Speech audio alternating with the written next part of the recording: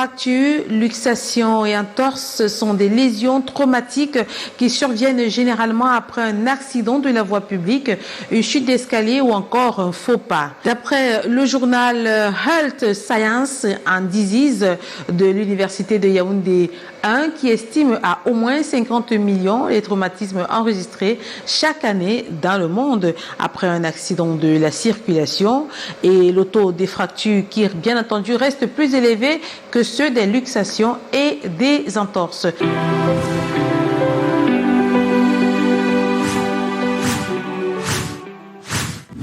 Mesdames, Messieurs, bonsoir et bienvenue à ce nouveau numéro de Check-up qui ce soir est consacré aux complications liées à la mauvaise prise en charge des lésions traumatiques que sont les fractures, les entorses et les luxations. Mais ce soir, nous allons beaucoup plus nous intéresser aux fractures, ce qu'il advient lorsqu'on pratique des massages pour une fracture ouverte ou pour une fracture fermée. Mais il faut préciser qu'au Cameroun, la prise en charge reste encore problématique. Chacun y va de son ressenti et de ses croyances. Très peu font face à des spécialistes dans des hôpitaux et préfèrent avoir recours aux masseurs traditionnels et autres traitements traditionnels. Lui, il va nous accompagner durant cette émission. Il est déjà sur ce plateau. C'est le docteur Thierry Magloire Noupoué de Tchamabé. Bonsoir, docteur. Bonsoir, madame.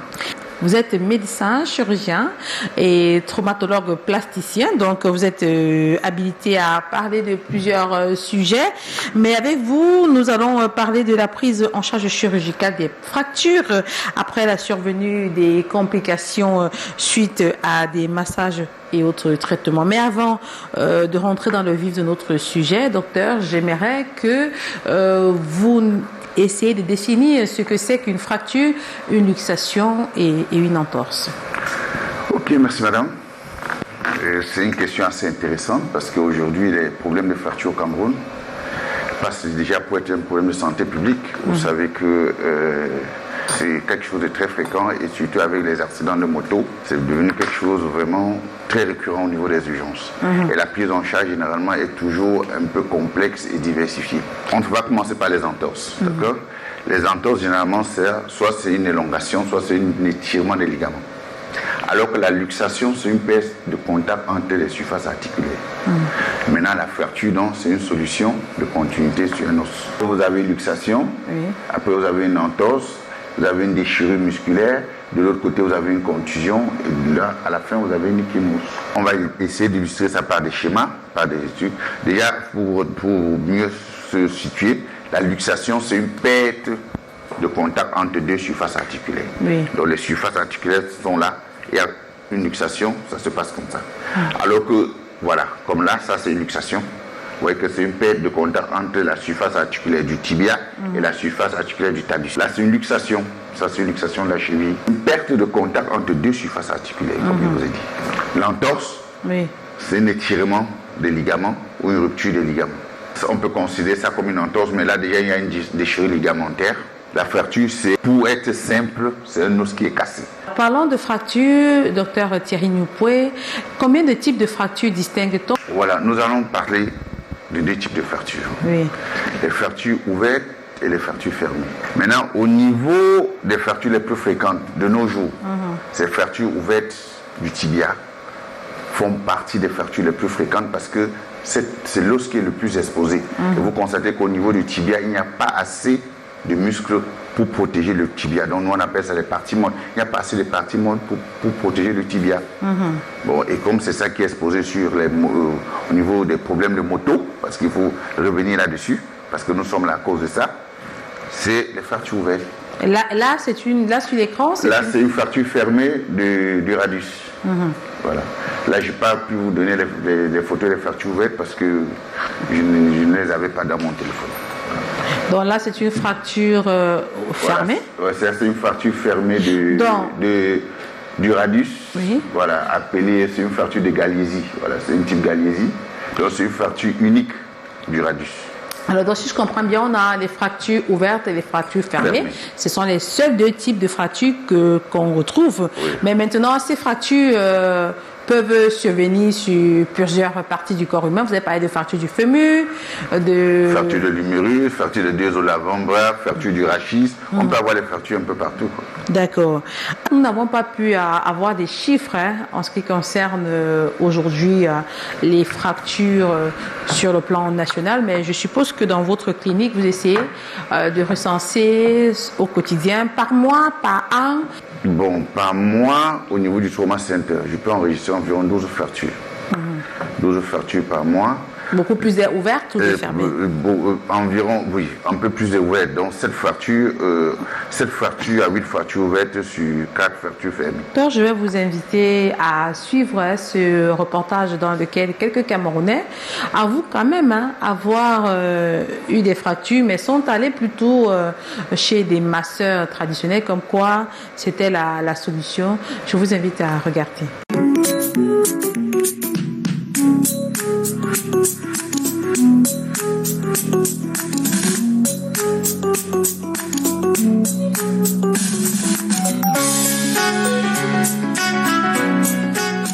Yvan est arrivé ce matin pour faire son pansement 2 jours après sa sortie de la clinique où il a passé 72 heures après avoir été opéré d'une sous-arthrose suite à la non-consolidation de l'os fracturé, ce qui est la complication d'une fracture de la cheville mal prise en charge.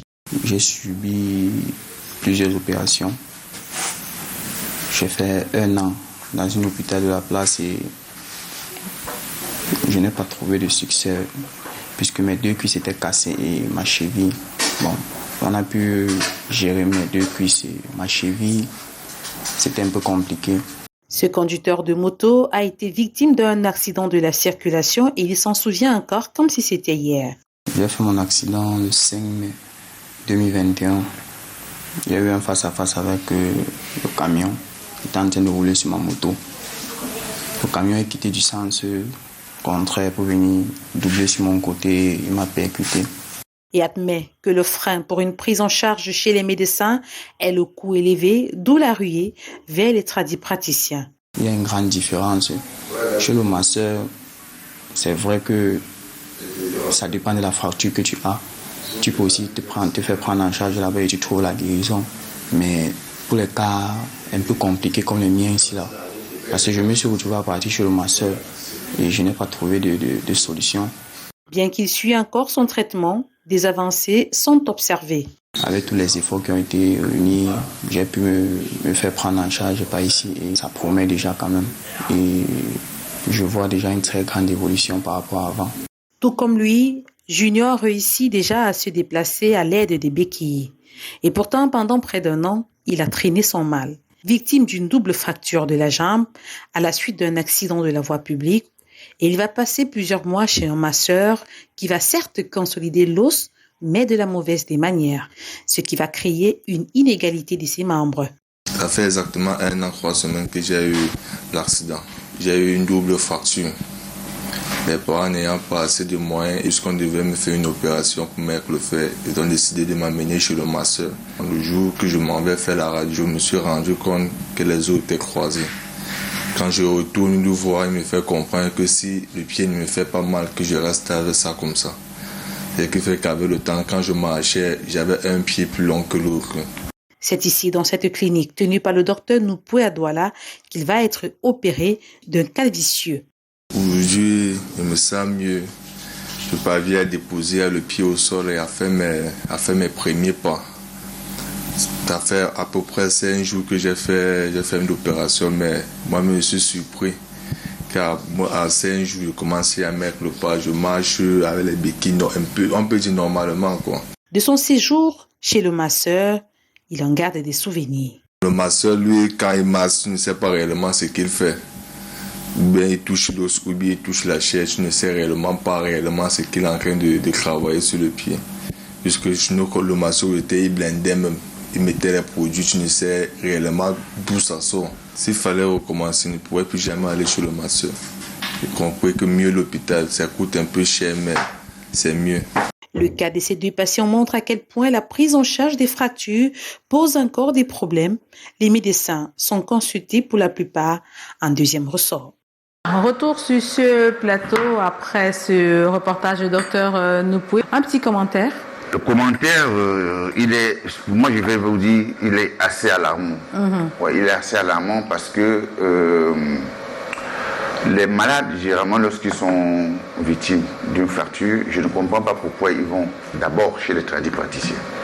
Si vous recevez 100 malades, 80 vont vous dire qu'ils étaient d'abord chez le masseur, ça n'a pas marché, et là maintenant ils sont revenus chez le médecin. Je n'arrive pas à comprendre. Lorsqu'il s'occupe de ces fractures-là, qu'est-ce qu'il masse? Parce qu'on me dit qu'il masse. D'après ce qu'on me dit, on me dit qu'il masse. Il masse quoi? Il masse l'os ou bien masse le muscle? Ce n'est pas le muscle qui est concerné, c'est l'os qui est concerné. Est-ce que lorsqu'il masse là, il masse le muscle? Lorsqu'il fait qu'ils entrent en complications, ils font 9 mois, 1 an, 1 an et demi, ils reviennent généralement, soit ils sont en cale vicieux, soit ils sont sous d'arthrose.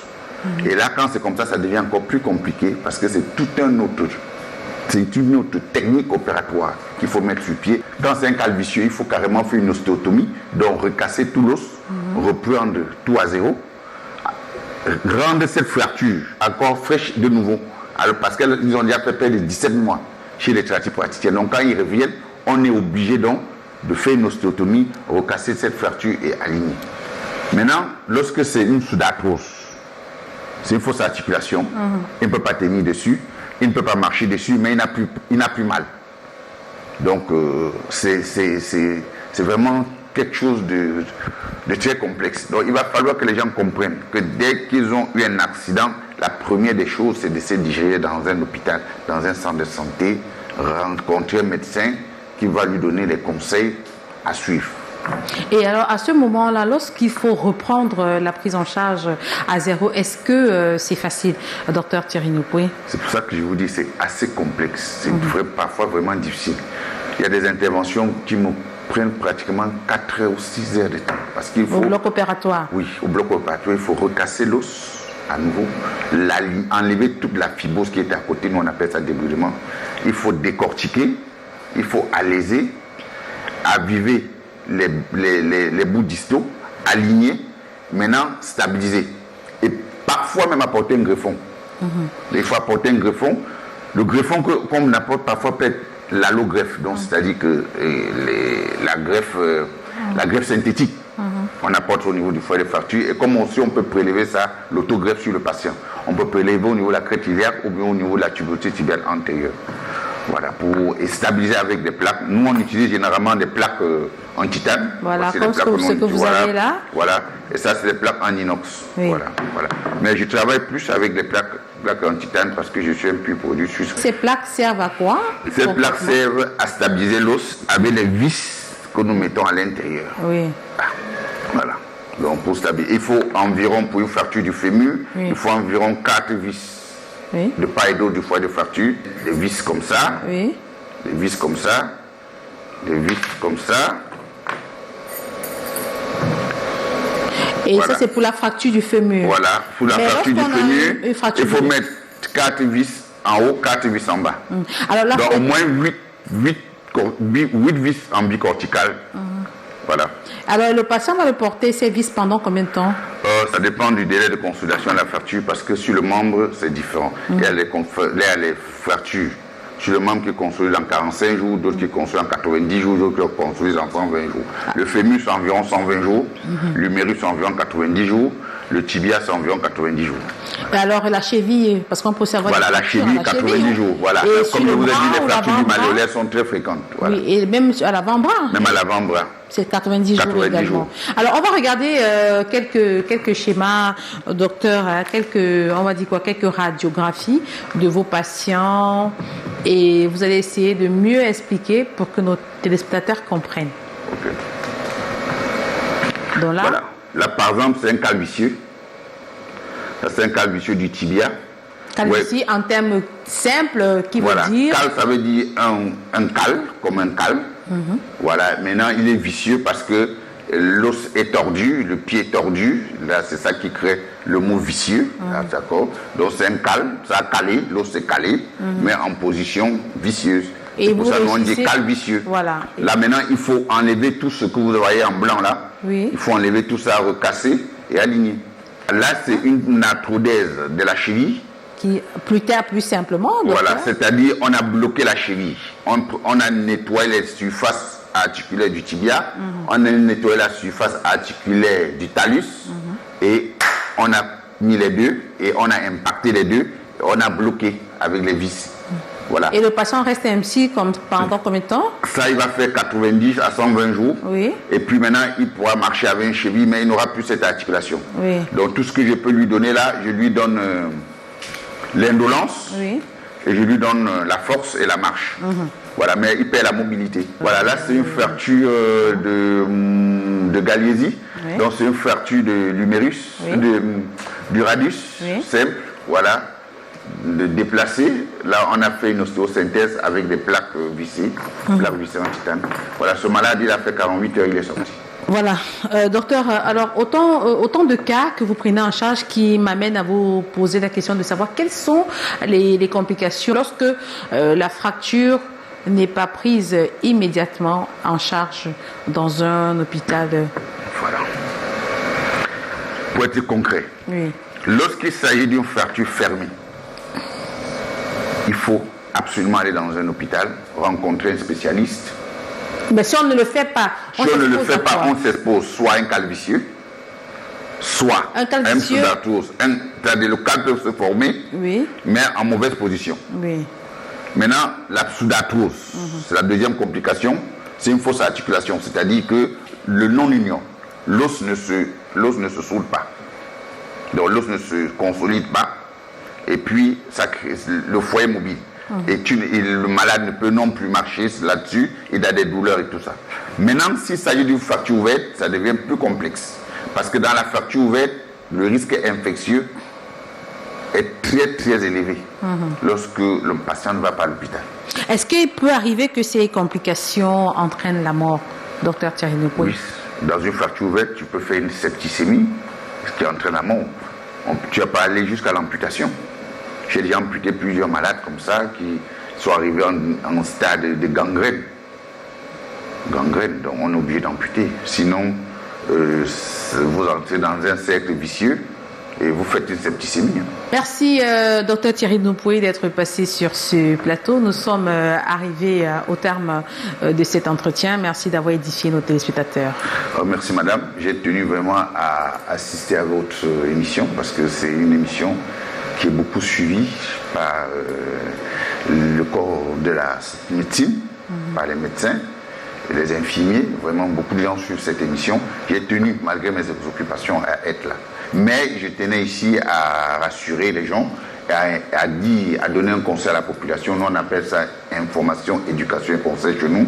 Il va falloir que lorsque les gens sont victimes d'un accident, ou d'un accident domestique, ou d'un accident en voie publique, et on leur a parlé d'une fracture, il serait toujours intéressant d'aller dans un hôpital, rencontrer un médecin, que d'aller au quartier se faire masser. Il faut d'abord aller voir le médecin. Je sais, il y a des gens qui disent qu'il y a des fractures qu'on peut masser chez le tradipraticien, mais je sais qu'il serait d'abord mieux d'aller à l'hôpital. Maintenant, en ce qui concerne la prise en charge des fractures, je vous ai dit, je suis installé à Bali.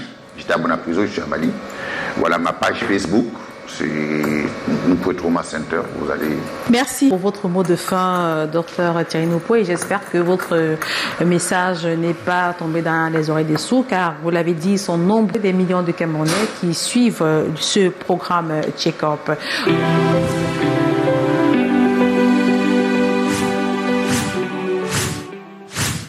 Bienvenue à vous qui nous rejoignez. Le programme c'est Check-up et nous rentrons de plein pied dans la deuxième partie de ce programme. Si vous avez des préoccupations, vous pouvez nous les faire savoir via les adresses qui s'affichent au bas de vos écrans. Nous allons commencer avec la première chronique qui est celle du pharmacien. Et ce soir, le docteur Patrick Essini nous parle des médicaments de la chaîne de froid. Comment se comporter lorsqu'on veut acheter un pareil médicament et surtout, lorsqu'on l'a acheté, comment le conserver? Je vous propose de l'écouter.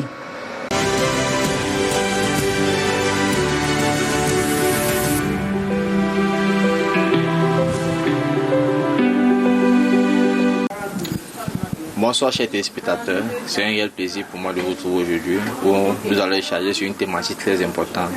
Comment se comporter lorsque nous achetons en pharmacie les médicaments de la chaîne du foie. Déjà, ce qu'il faut savoir, c'est que les médicaments de la chaîne du foie sont des médicaments très sensibles aux variations de la température. Généralement, ils sont conservés dans un frigo entre 2 et 8 degrés. Et lorsque vous venez en pharmacie pour les acheter, que ce soit des vaccins, des insulines ou bien tout autre médicament qui se recouvre à conserver à cette température, il faut prendre des précautions afin de permettre à ce que vous puissiez, au moment de l'administration, recevoir le médicament sans toutefois modification physico-chimique. Lorsque vous venez en pharmacie prendre un médicament du foie, la première chose, c'est de venir avec un bloc de glace. Si vous n'en avez pas, vous demandez à ce que la pharmacie vous octroie un bloc de glace et dans la plupart des cas, la pharmacie vous le donnera automatiquement à une seule condition que vous revenez avec afin d'aider le prochain patient.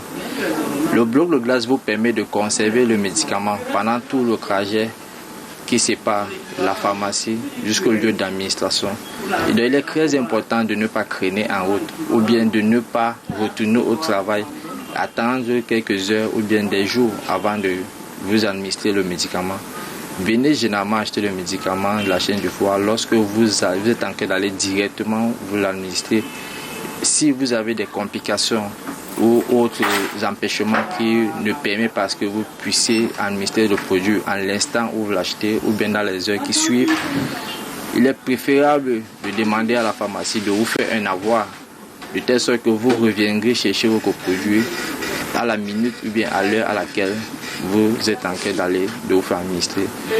Tout ce qu'on administre n'est pas forcément efficace. Vous pouvez par hasard acheter un médicament, par exemple acheter un médicament à la chaîne du foie et vous retrouvez en cas de ne pas avoir le résultat escompté. Ça, c'est le cas des insulines. Pourquoi? Tout simplement parce que entre la période où vous l'avez acheté et la période de votre administration ou de vos administrations, la chaîne du foie a été rompue. Certes, vous administrez le liquide, mais le liquide ne respecte plus les conditions physico-chimiques requises et ça pose un problème à l'observance du traitement. Donc, chers patients, sachez que lorsque vous prenez un médicament qui respecte la chaîne du foie, vous devez premièrement limiter le temps entre le moment de l'achat et le moment de l'administration. Et deuxièmement, demander un bloc de glace ou apporter votre bloc de glace qui vous permettra de conserver ce médicament durant tout le trajet où vous l'avez acheté et vers le lieu d'administration.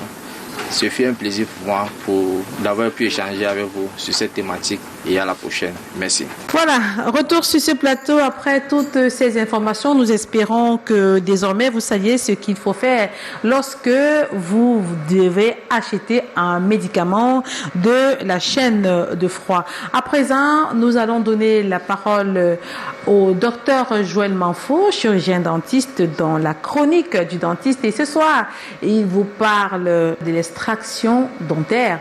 C'est quoi l'extraction dentaire? Quand faut-il le faire et pourquoi? Bonsoir à vous et bienvenue dans cette nouvelle capsule de la chronique du dentiste. Aujourd'hui, nous allons aborder un thème assez intéressant. Il s'agit d'un traitement qu'on a l'habitude de réaliser en cabinet dentaire. Il s'agit bien évidemment de l'extraction dentaire. Alors, c'est quoi l'extraction dentaire? Une extraction dentaire, c'est tout simplement une thérapeutique en chirurgie dentaire qui consiste à extirper, à extraire une dent de l'os dans lequel il est enchâssé, de l'os alvéolo-dentaire. Il y a plusieurs indications, n'est-ce pas, à la réalisation d'une extraction dentaire. Premièrement, on peut citer, n'est-ce pas, une dent qui est complètement délabrée, que ce soit à cause d'une carie dentaire ou bien à cause d'un traumatisme, une fracture. Lorsque la dent est très délabrée, à tel point qu'on ne peut pas traiter cette dent, on doit donc passer à ce qu'on appelle l'extraction dentaire. Nous pouvons également faire une extraction dentaire en cas d'abcès dentaire, en cas de traitement dentaire, par exemple lorsqu'il manque de l'espace au niveau de la mâchoire. Il y a des traitements qu'on appelle des traitements orthodontiques qui nécessitent parfois certaines extractions dentaires programmées. Nous pouvons également faire une extraction dentaire dans certaines situations chez les enfants. Par exemple, lorsqu'il y a une persistance des dents de lait. C'est-à-dire que les dents de lait, au moment où elles doivent chuter, ne chutent pas et elles vont donc empêcher la poussée normale des dents définitives. Dans ce cas, on peut également faire des extractions dentaires.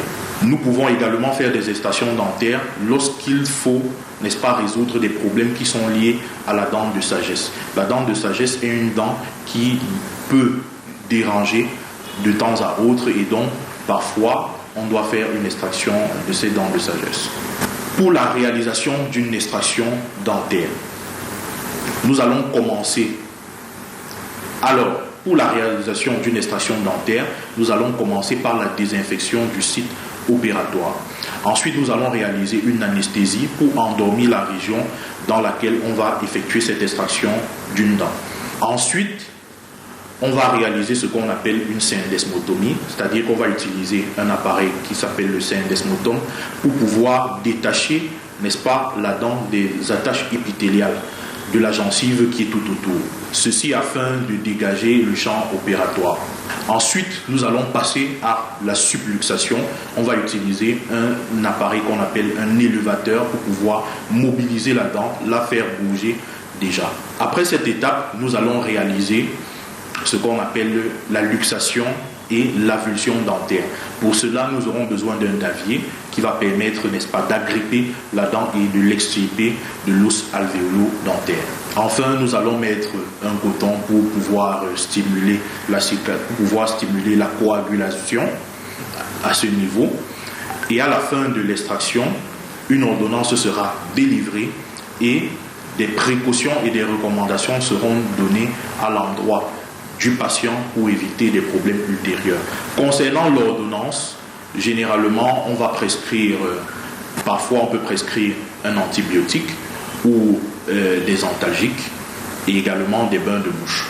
En ce qui concerne les différentes précautions, on va demander au patient de ne pas se brosser dans les 24 heures qui suivent l'extraction dentaire, d'utiliser le bain de bouche qu'on lui aura prescrit dans les 24 heures qui va précéder l'extraction dentaire.